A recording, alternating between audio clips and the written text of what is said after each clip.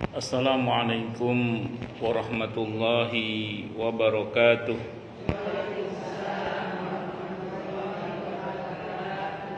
Bismillahirrahmanirrahim.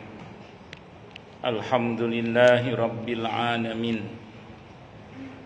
Wa bihi nasta'inu ala umurid dunya waddin. Wassalatu wassalamu ala asyrafil anbiya'i wal mursalin,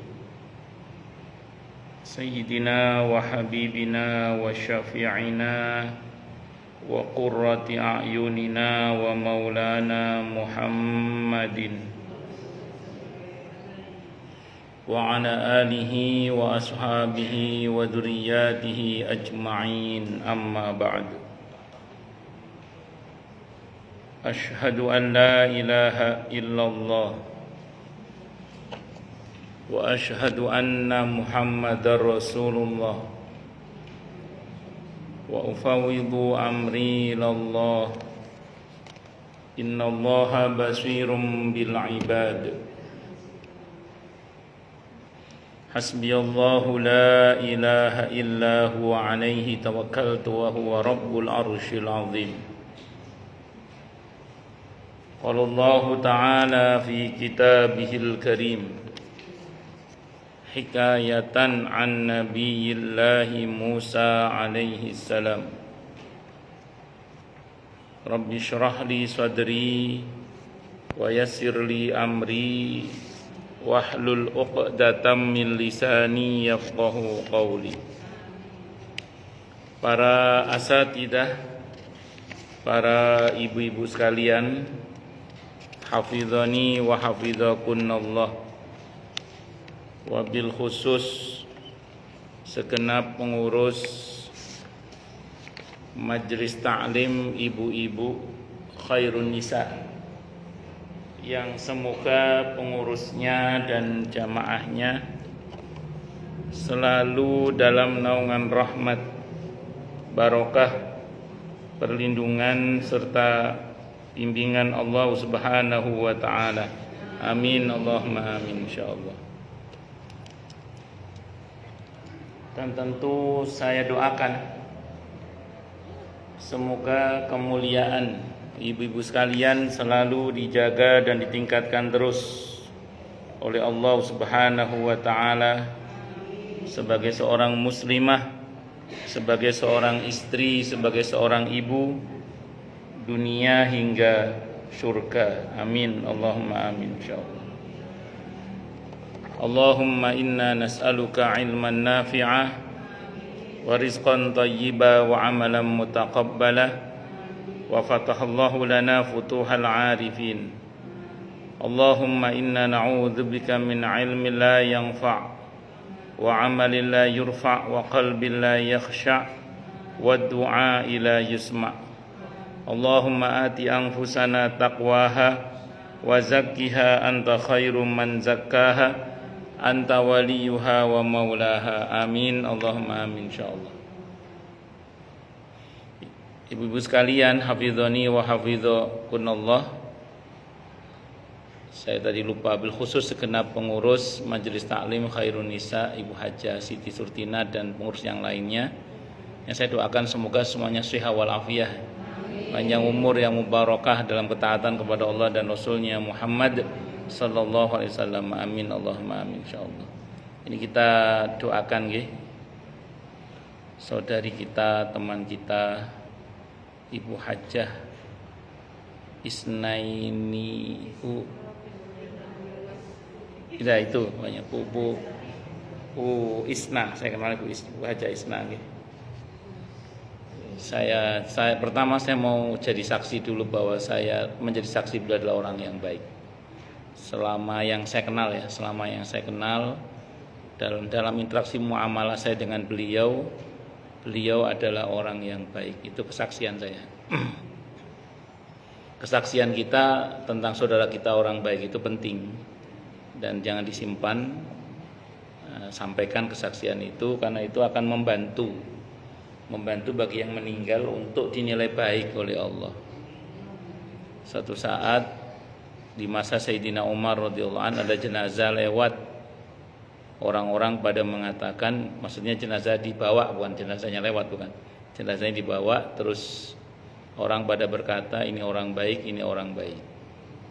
Kata Sayyidina Umar radhiyallahu anhu, wajib.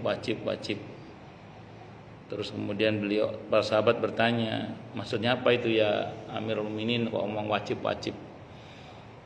Ya, pertanyaanmu pernah aku tanyakan pada Rasulullah. Suatu saat ada jenazah dibawa, kami berkata ini orang baik, ini orang baik. Dan Nabi bersabda wajib. Kami bertanya, maksudnya wajib itu apa wahai Rasulullah? Maka kata Nabi, beliau bersabda, kalian adalah saksi Allah di muka bumi.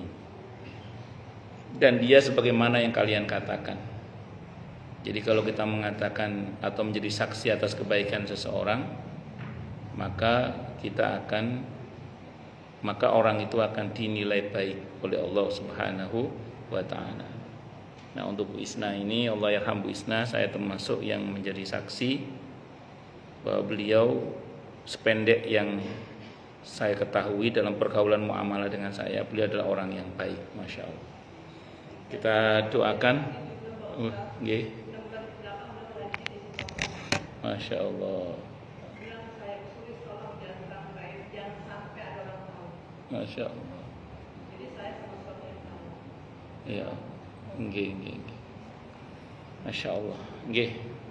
Kita doakan beliau, Kita bacakan suratul Fatihah. Al-Fatihah itu as-shalah ad-du'a. Jadi enggak usah khawatir. Sampai insyaallah. Fatihah itu doa. Yang ngasih nama Fatihah doa itu Nabi. Ada dalam tafsir Ibnu Katsir, barang siapa yang membaca Al-Fatihah, dan Fatihah dalam hadis itu Nabi sebut dengan istilah as-shalah. As-shalah itu artinya ad-du'a. Para ulama sepakat kalau doa sampai. Maka kita bacakan surat Al-Fatihah untuk Ibu Isna. Semoga Allah ampuni dosa-dosa beliau, Allah terima amal kebaikan beliau, Allah lapangkan kubur beliau.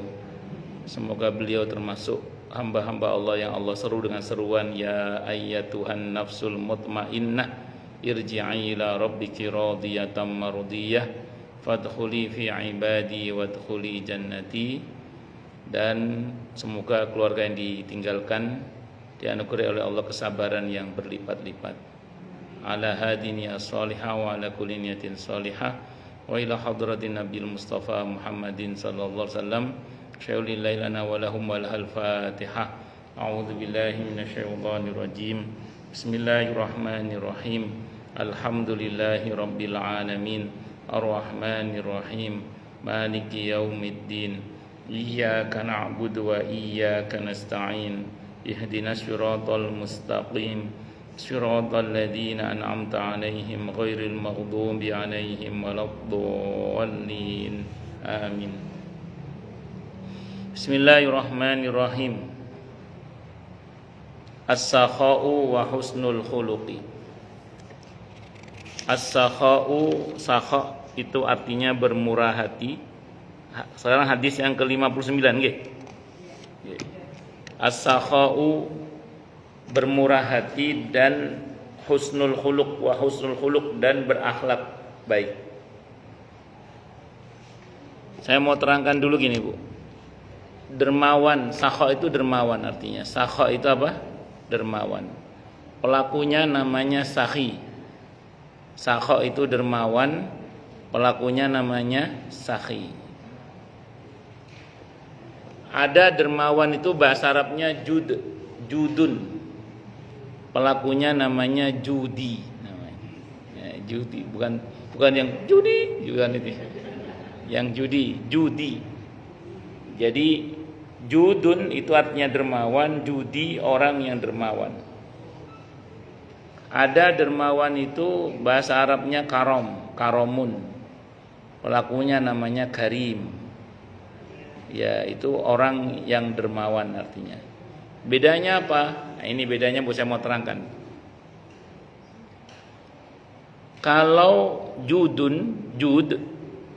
itu dermawan, pelakunya namanya judi, orang yang dermawan. Itu dia ngambil lebih banyak, mengeluarkan lebih sedikit. Contoh, dia punya 1.000, dia keluarkan maksimal sepertiga total hartanya, berarti dia masih ngambil 2/3. Taruhlah misalnya 1.000 itu dia keluarkan 300, dia masih ambil 700. Artinya yang dia ambil masih lebih banyak. Itu namanya jud.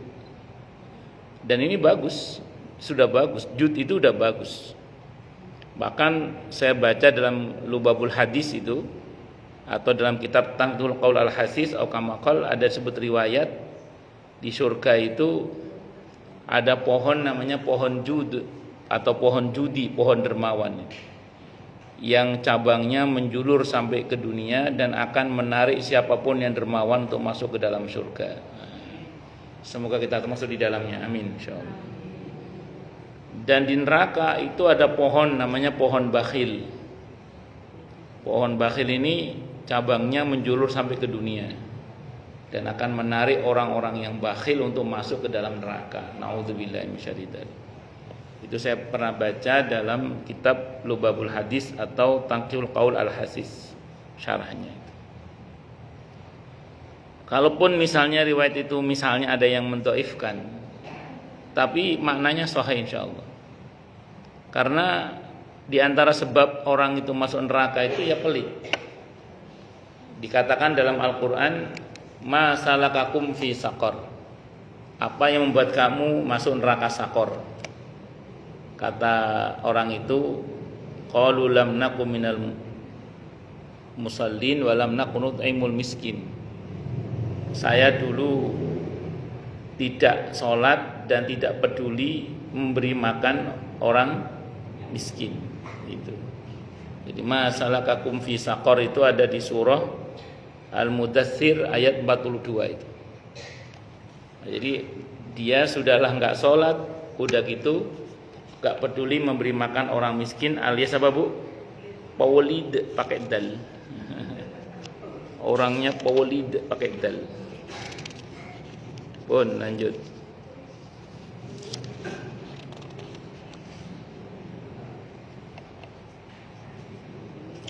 Terus ada dalam Al-Quran juga mencela orang yang pelit itu, wailul likulli humazatil lumazah. Bukan.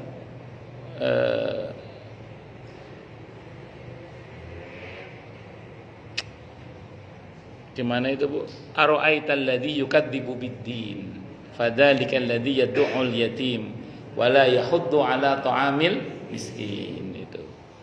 Orang pelit itu dicela, dianggap sebagai pendusta agama. Dan masuk neraka pasti itu. Orang yang pelit itu. Makanya jangan sampai pelit. Nah, ukuran pelit dan tidak pelit itu apa Ustadz? Ukurannya itu. Nah, ini penting ini. Saya sering sampaikan di mana-mana. Ukuran pelit dan tidak pelit itu bukan soal memberi atau tidak memberi pengamen, bukan. Ukuran pelit atau tidak pelit itu bukan soal memberi atau tidak memberi pengemis, bukan itu. Karena ada orang yang ngomong sama temannya, kamu pelit gak ngasih pengamen, kamu pelit gak ngasih pengemis. Bukan itu ukurannya, bukan.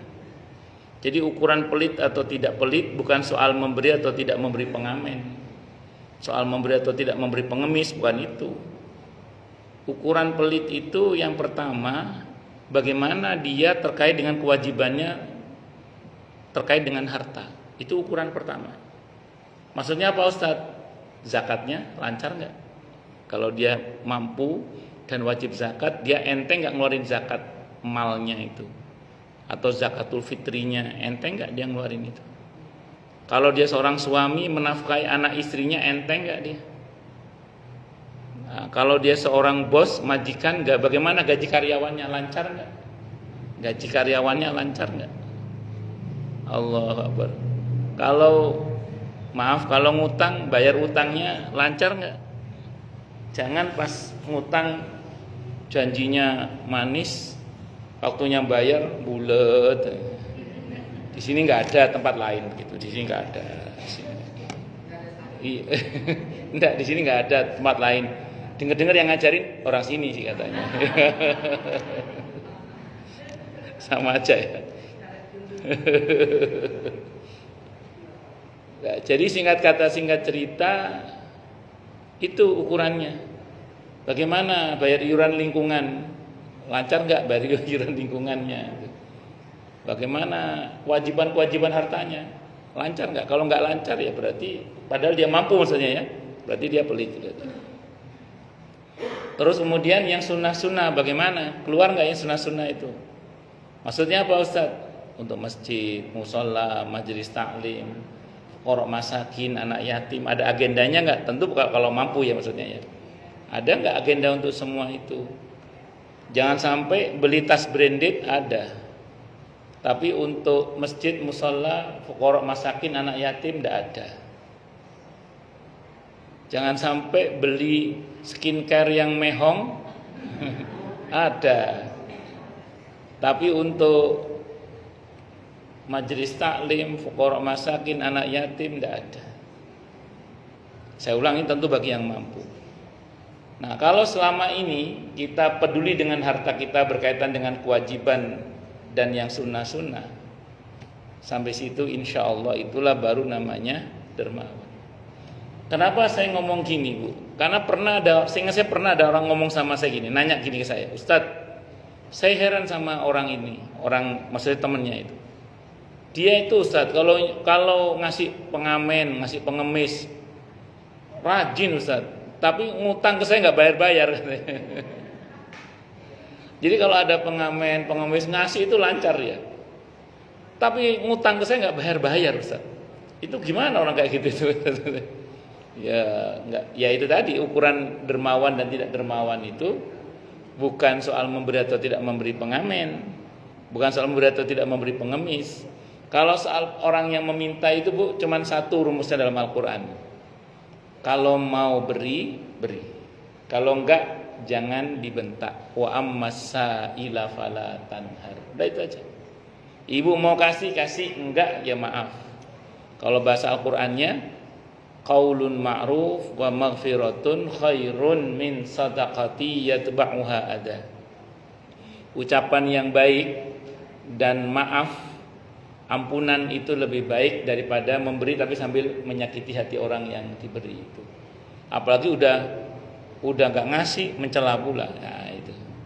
Ada orang itu Bu, ada orang minta diceramai, selesai ceramah nggak dikasih, itu ada gitu. Saya nggak tahu pernah ngalami apa enggak itu. Itu nasibnya remaja masjid minta sumbangan itu ceritanya. Ada remaja, iya kasihan banget itu Bu, remaja masjid minta sumbangan ke seorang warga, diceramai habis-habisan, udah gitu gak dikasih lagi. Ini sudahlah tidak memberi, membentak-bentak pula. Padahal dalam Al-Quran wa ammasaila fala tanhar.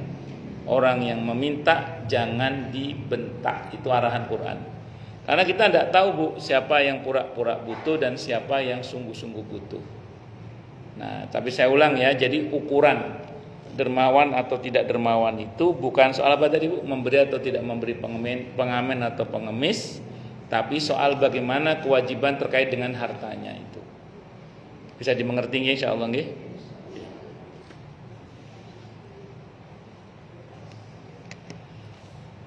Allahu Akbar. Terus yang kedua sakho Bu tadi. Dermawan namanya sakho. Jud pertama tadi ya, yang kedua sakho.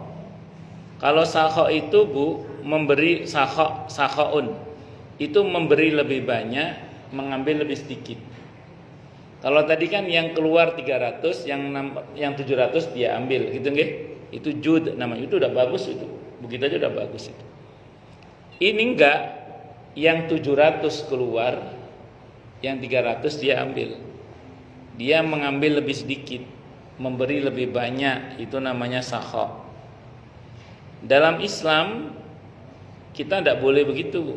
Loh, kok gitu Ustaz? Ini kan pembahasannya sakho bagus. Ya gini. Dalam Islam untuk kita, normalnya kita kalau mau berinfak itu kalau keseluruhan tidak boleh lebih dari 1/3 total harta, tidak boleh. Nah, ini didasarkan kepada sebuah hadis ketika Sa'ad ibn Abi Waqqas radhiyallahu an sakit ceritanya. dijenguk oleh Nabi kita Muhammad sallallahu alaihi wasallam. Kata Sa'ad bin Abi Waqqas radhiyallahu anhu, ya Rasulullah, sebagaimana yang engkau ketahui sakit saya sudah parah, putri saya cuma satu, harta saya buahnya. Boleh enggak ya Rasulullah seluruh harta saya infakkan di jalan Allah? Kata Nabi, tidak boleh. Kalau 2/3 ya Rasulullah, tidak boleh. Separuhnya ya Rasulullah, tidak boleh, kata Nabi. 1/3 ya Rasulullah, wis cukup, kata Nabi. Kama qala ini maupun riwayat, kata Nabi gini, Bu, cukup, itu sudah banyak 1/3 itu, kata Nabi. Apa kalimat berikutnya? Kamu meninggalkan putrimu dalam keadaan cukup itu lebih baik daripada kamu meninggalkannya dalam keadaan kekurangan, sehingga karenanya dia minta sana minta sini. Jadi kita juga mesti mikir ahli waris kita, Bu. Maksudnya anak-anak kita mesti dipikir, jangan semua dikeluarin. Terlalu semangat itu juga enggak dibenarkan dalam Al-Qur'an. Makanya kalau total harta tidak boleh lebih dari 1/3 total harta, 1/3 dari total harta itu. Berarti sahok kalau untuk keseluruhan total harta itu tidak diperkenankan kalau menggunakan hadis tadi itu. Dan di Al-Qur'an kita diingatkan juga. Jadi kalau di Al-Qur'an itu di surah Al-Isra ya. Sebentar saya lihat dulu.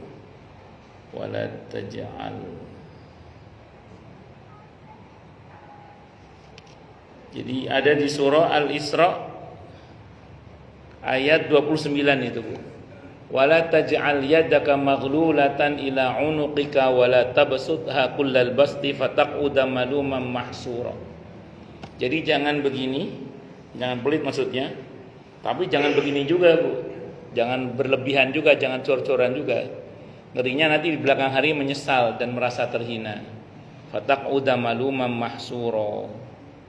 Jadi kalau bahasa sederhananya yang sedang-sedang saja. Ya. Jadi jangan terlalu semangat sampai kemudian melebihi 1/3 dari total harta kita. Total harta loh, Bu ya. Tapi, nah ini Bu, bab yang kita bahas ini, Bu. Tapi kalau sahok secara parsial boleh, Bu. Saya ulang ya, sahok secara parsial boleh. Contoh.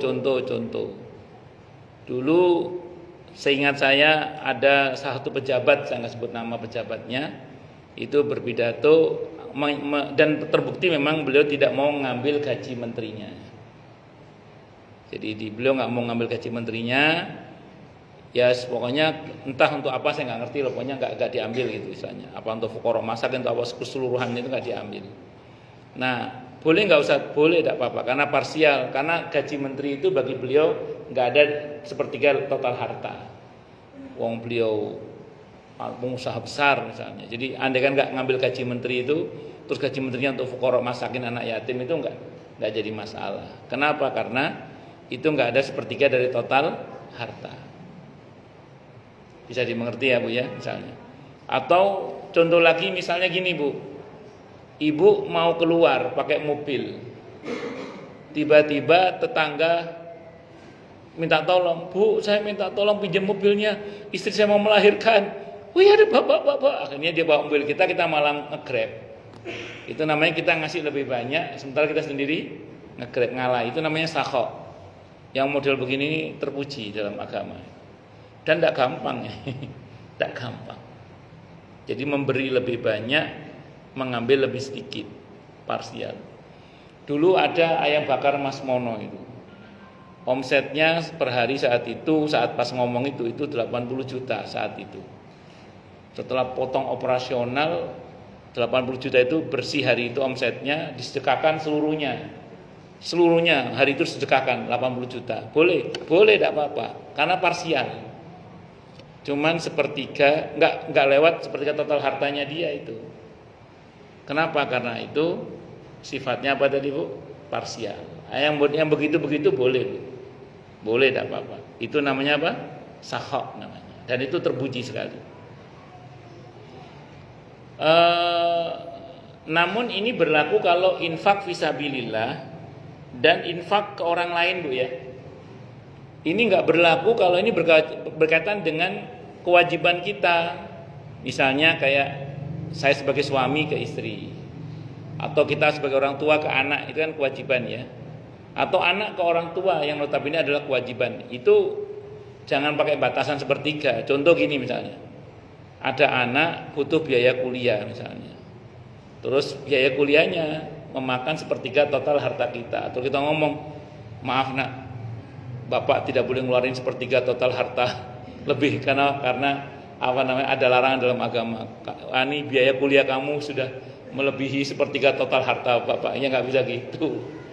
Ya kalau memang itu untuk kuliah anak kita, untuk kebaikan dia, atau nafkah kita buat dia, ya mau lebih dari sepertiga ya tetap kita keluarin.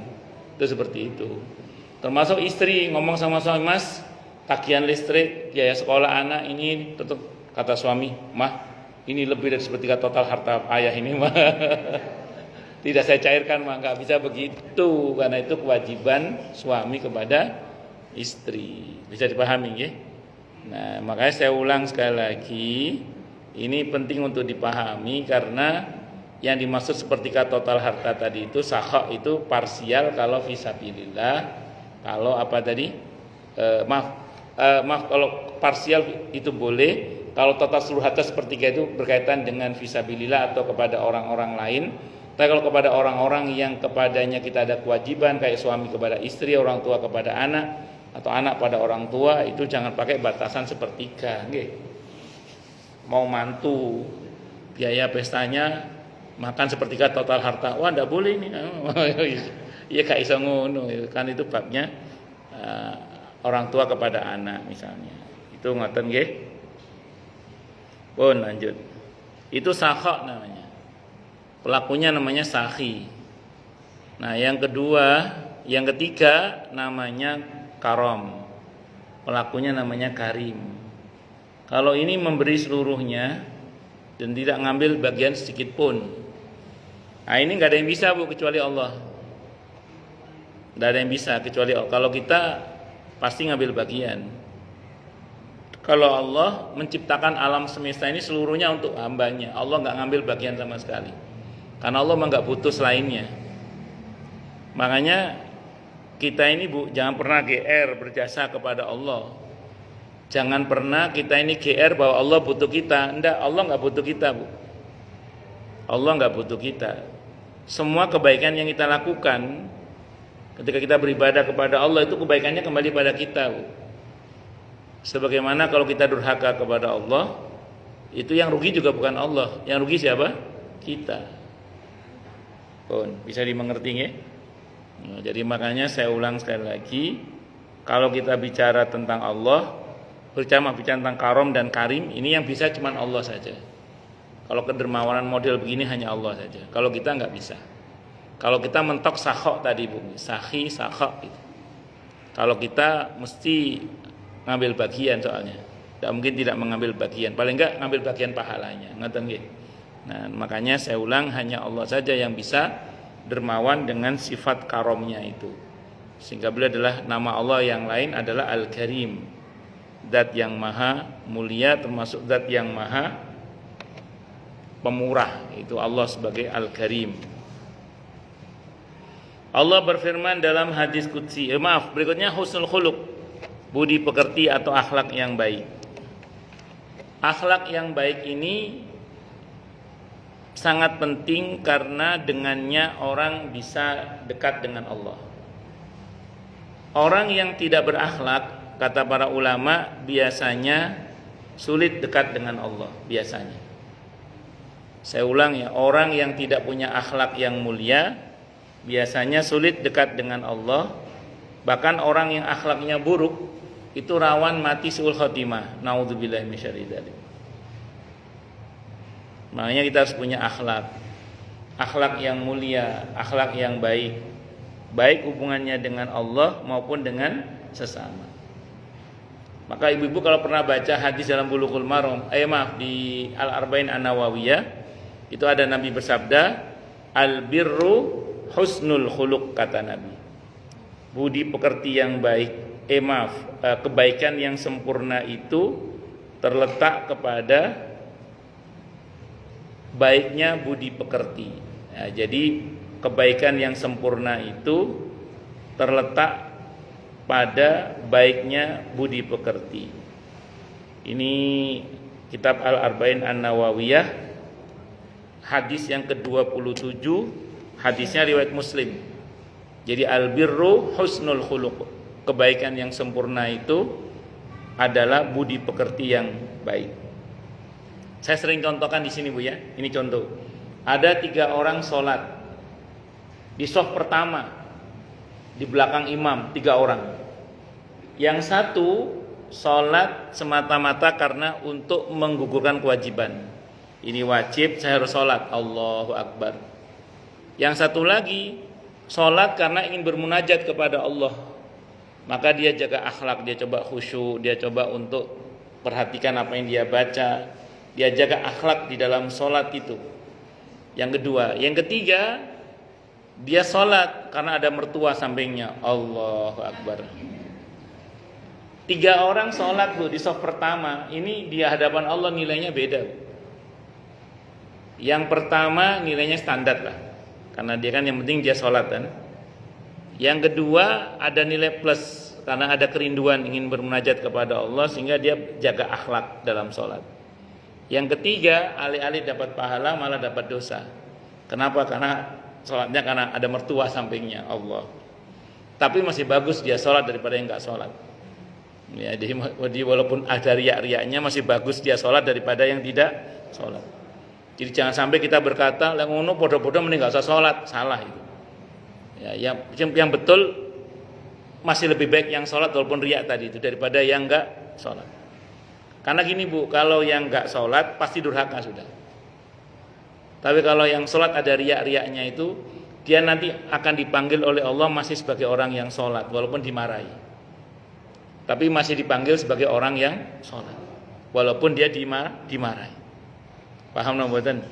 Nah, maka dihitung dari manapun yang sholat tadi masih lebih baik daripada yang enggak sholat walaupun mungkin ada riak-riaknya. Tapi tentu kita jangan yang riak ini Bu. Semoga kita termasuk yang berakhlak tadi itu. Amin Allahumma amin. Nah termasuk juga kalau pada sesama, saya sering contohkan anak yatim ya Bu ya. Yang pertama ada anak yatim, sini tong, nih buat kamu 10.000. Dia pengasih Pak dah sana ya, standar. Yang kedua dia ada sikap memuliakan ke anak yatim. Masya Allah nak, sini. Anaknya siapa? Ibu ini. Oh Masya Allah, yang semangat ya. Jangan patah semangat turun Nabi yatim tapi jadi pemimpin agama, pemimpin negara. Semangat ya pokoknya. Nih buat kamu 10.000 ya. Bismillah, semangat ya. Ada sikap memuliakan anak yatim itu.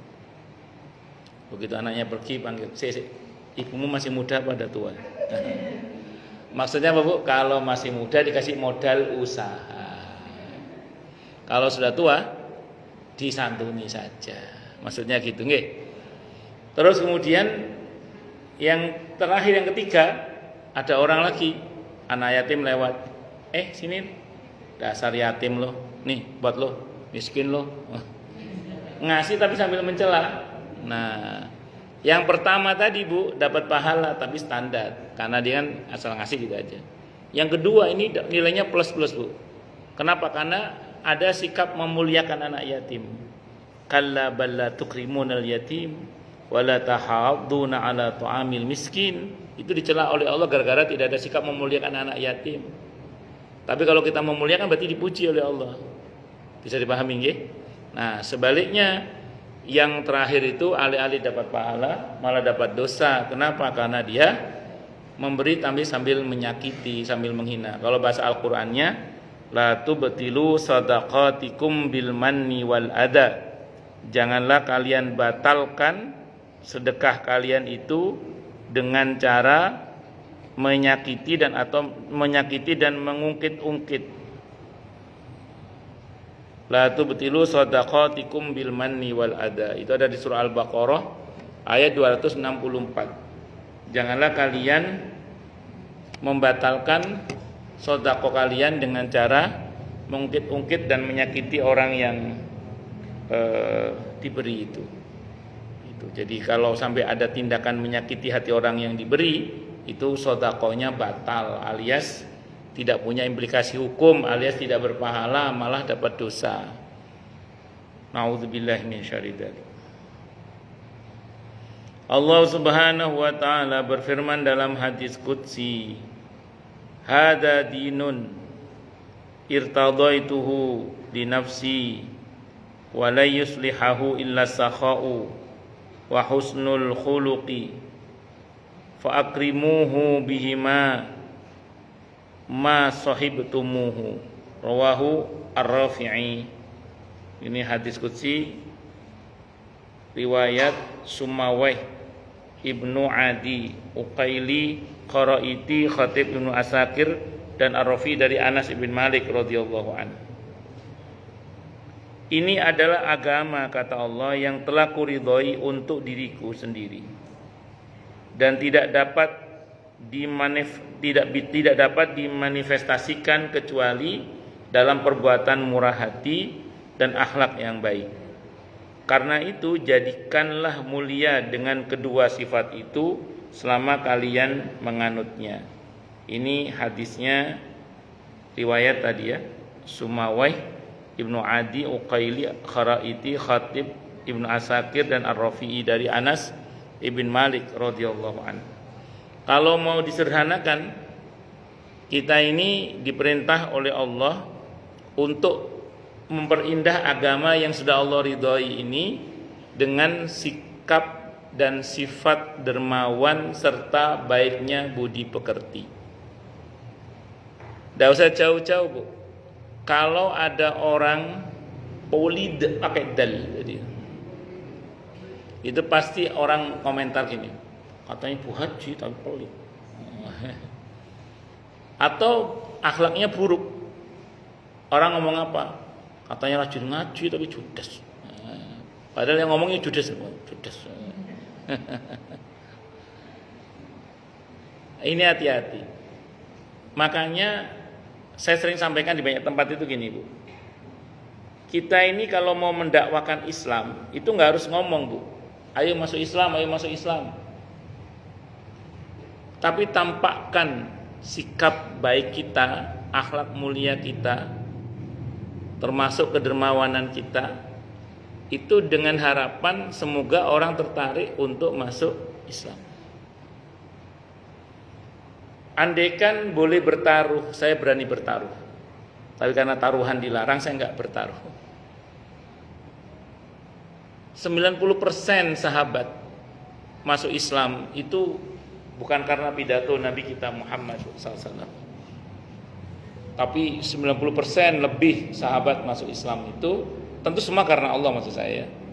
Itu karena akhlak yang mulia Nabi kita Muhammad SAW. Termasuk karena kedermawanan beliau itu. Ya, saya ulang, wah Ustadz, dari tadi ngomong soal kedermawanan, kalau akhlak yang mulia oke lah Ustadz. Kalau kedermawanan kan butuh modal Ustadz. Kan tidak semua orang punya modal. Ibu, saya ulang tadi kan, kita tidak dipaksa kalau memang kita tidak mampu. Karena dalam Islam ada rumus, la yukallifullahu nafsan illa wus'aha. Tapi bisa enggak kita misalnya dermawan dengan senyuman? Jadi kita murah senyum. Paling enggak orang datang sama kita itu kalaulah misalnya tidak selesai masalahnya, paling enggak menjadi bahagia gara-gara kita senyum. Ya, senyumin aja gitu. Nah, atau paling enggak kita mungkin kita enggak bisa berbagi uang, tapi kita bisa berbagi nasihat misalnya. Atau berbagi saran. Atau paling enggak doa lah. Itu kita, aduh Mbak, saya mohon maaf ya, bukan enggak mau bantu, cuman angka yang sama sebut itu saya belum bisa sekarang. Emang enggak ada uangnya Mbak? Ada, cuman saya lagi ada perlu gitu. Jangan bohong, enggak ada Bu, nanti enggak ada beneran repot ya. Jadi bukan enggak ada Mbak, cuman saya lagi ada perlu, saya enggak bisa, mohon maaf gitu. Ya kan faktanya kan sebagian kita kan memang tidak semuanya uangnya banyak kan. Dan uangnya banyak pun juga belum tentu bisa meminjami, karena yang dipinjami kadang kalau dipinjamin malah gak balik-balik kan ya. Macam-macam model orang itu. Tapi paling tidak kita ini berusaha mendoakan. Atau paling enggak, maaf Mbak ya, saya enggak bisa ngasih banyak, paling ini ada sesuatu buat makan besok ini atau untuk makan hari ini, silakan. Nah, ini merupakan bagian dari upaya kita untuk tetap berbagi walaupun ya semampu kita, karena memang tidak semua orang mampu. Tidak semua orang duitnya banyak. Dan kalaupun duitnya banyak, tidak semuanya lantas bisa untuk dibuat meminjami itu, karena memang mungkin ada keperluan yang lain. Itu seperti itu. Makanya saya ulang sekali lagi, dalam hal ini sifat dermawan, akhlak yang mulia itu merupakan bagian dari cara kita untuk memperindah agama ini. Dengan kata lain, kalau kita berusaha berakhlak yang mulia, kita berusaha menjadi pribadi yang dermawan, kita termasuk orang yang telah berusaha mendakwakan syiar-syiar Islam. Sehingga mudah-mudahan dengan itu banyak orang yang tertarik untuk masuk Islam. Saya ulang Bu ya, kalau kita ngomong dermawan kembali pada kemampuan kita masing-masing. Karena tidak semua orang punya kemampuan, tidak semua orang punya duit, betul. Tidak semua orang punya kemampuan. Itu seperti itu. Allahu Akbar. Ya, saya kira ini untuk hadis yang pertama yang saya baca. Selanjutnya ada yang mau tanya dulu, mungkin silakan, monggo kalau ada. Kalau enggak ada saya teruskan lagi bacanya. Monggo Bu, silakan. Nggih.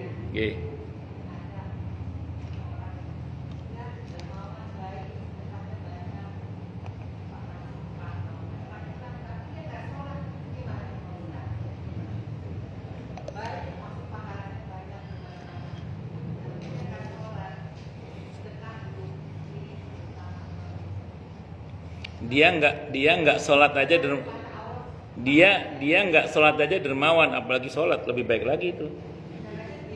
Nah, iya. Dia enggak sholat aja dermawan, apalagi kalau dia sholat itu lebih baik lagi. Jadi gini Bu, kalau ada orang dermawan tapi dia tidak sholat, itu kan kasihan sebenarnya ya. Kasihan, karena dia tinggal dikit selangkah lagi sholat itu udah sempurna kebaikannya dalam tanda kutip ya. Karena dia sudah memperbaiki hubungan dengan Allah dan juga dengan sesama.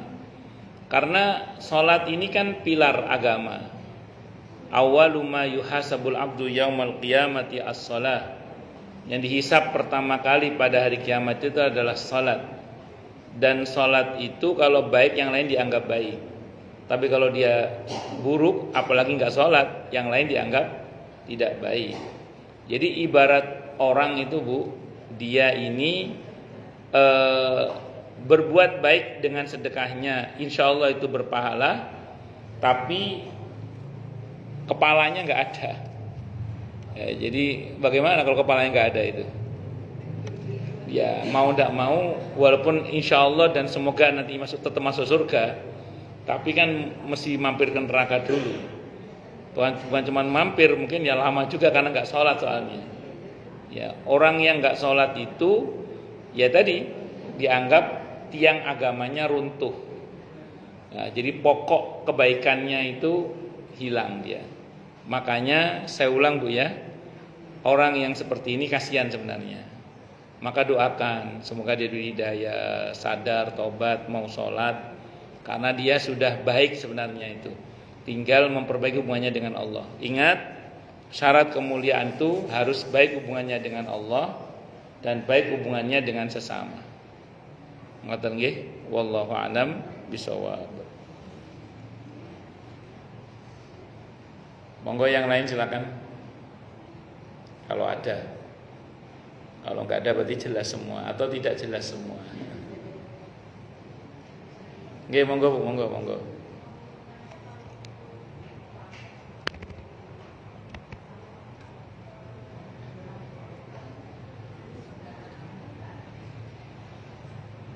Ya. Begini, maksud Ibu siapa yang lebih utama gitu ya? Ya, skala prioritasnya gitu ya. Baik. Ibu nanti baca surah An-Nisa ayat 36. Wa'budullaha wa la tusyriku bihi syai'a wa bil walidaini ihsana wa bidil qurba wal yatama wal masakini wal jari dil qurba wal jaril junub wasahibi bil jambi wabnis sabili wa ma malakat aymanukum innallaha la yuhibbu man kana mukhtalan fakhura. Beribadalah kalian kepada Allah dan jangan menyekutukannya dengan sesuatu pun,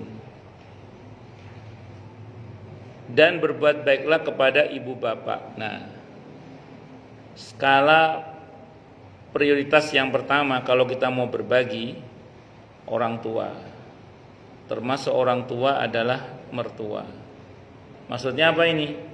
Jangan sampai kita ini bantu sana, bantu sini, nyumbang sana, nyumbang sini, sementara orang tua sendiri miskin tidak pernah dibantu.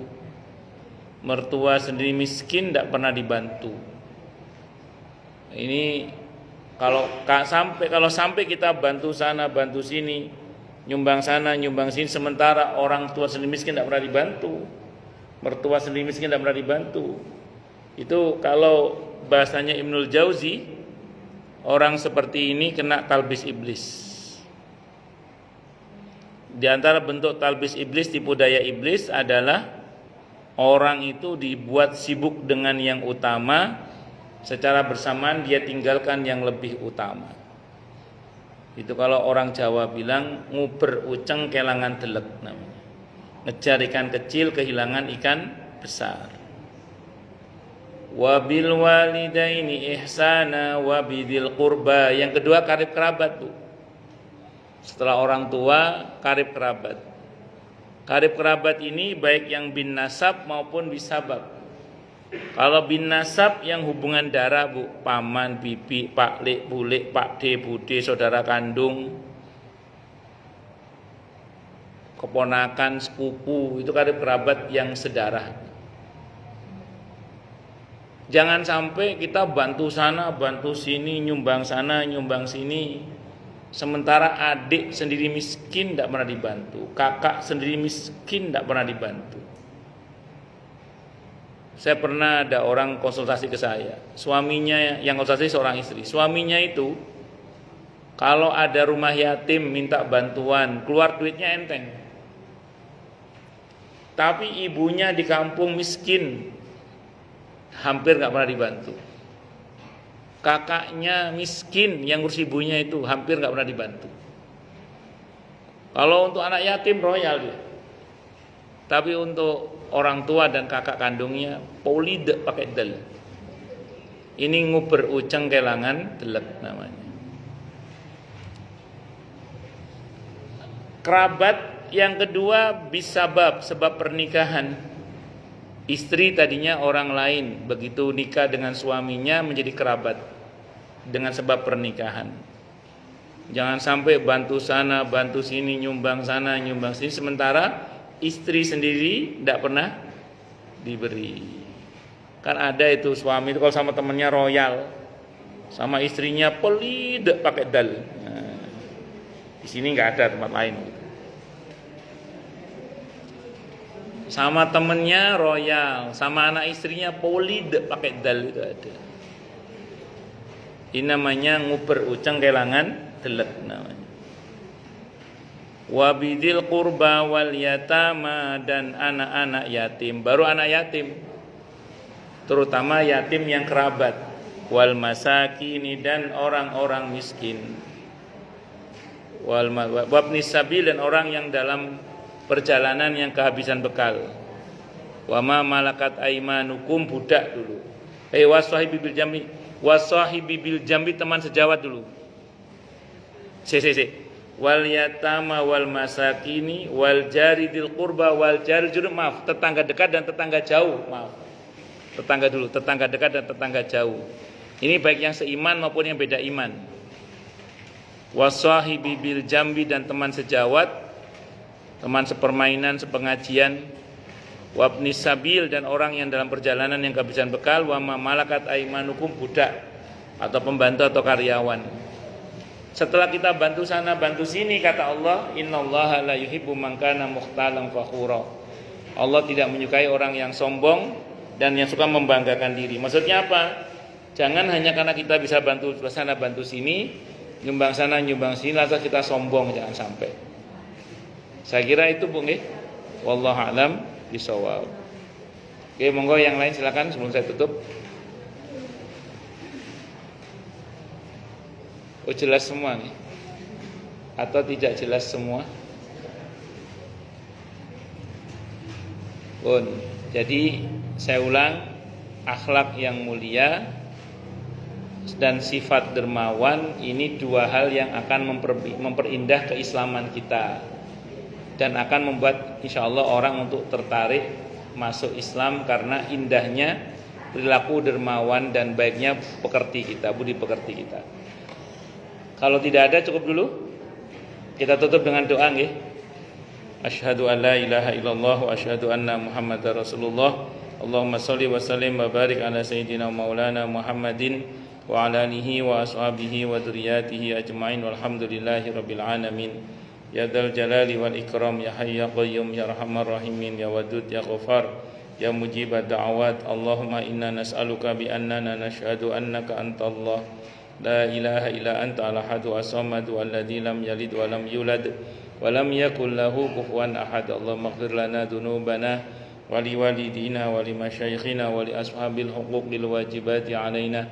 Rabbana ighfir lana wa li ikhwanina alladhina sabaquna bil iman wa la taj'al fi qulubina ghillan lil ladzina amanu rabbana innaka ra'ufur rahim. Allahumma ya Allah, ampunilah dosa-dosa kami, dosa-dosa kedua orang tua kami, dosa-dosa guru-guru kami, dosa-dosa keluarga kami, dosa-dosa muslimin, muslimat, mukminin, mukminat baik yang masih maupun yang sudah wafat. Allahumma ya Allah, jadikanlah kami semua termasuk orang-orang yang sukses dunia akhirat, selamat dunia akhirat, bahagia dunia akhirat, dan permudahlah urusan kami ya Rabb fid dini wa dunya wal akhirah. Ya Allah, limpahkanlah hidayah selalu untuk kami, tingkatkanlah selalu hidayah untuk kami, dan berikanlah hidayah untuk siapapun yang melihat kami. Ya Rabbana ya Rabbana ya Rabbana ya Rabbana ya Rabbana Rabbana atina fid dunya hasanah wa fil akhirati hasanah wa qina adzabannar. Rabbana atina min ladunka rahmatan wa hayyi' lana min amrina rasyada. Rabbana la tu'akhidna in nasina aw akhtana. Rabbana wa la tahmil 'alaina isran kama hamaltahu 'alal ladzina min qablina. Rabbana wa la tuhammilna ma la taqata lana bih wa'fu 'anna waghfir lana warhamna anta maulana fansurna 'alal qaumil kafirin. Rabbana la tuzigh qulubana ba'da idh hadaitana wa hab lana min ladunka rahmah innaka antal wahhab. Rabbana hab lana min azwajina wa dzurriyyatina qurrata a'yun waj'alna lil muttaqina imama. Allahumma khtim lana bi khatimatis sa'adah waj'alna minal ladzina lahumul husna wa ziyadah. Sallallahu ala sayyidina Muhammadin nabiyil ummah wa kashifil ghummah wa ala alihi wa ashabihi wa baraka wa sallam. Subhana rabbika rabbil izzati amma yasifun wa salamun alal mursalin walhamdulillahi rabbil alamin.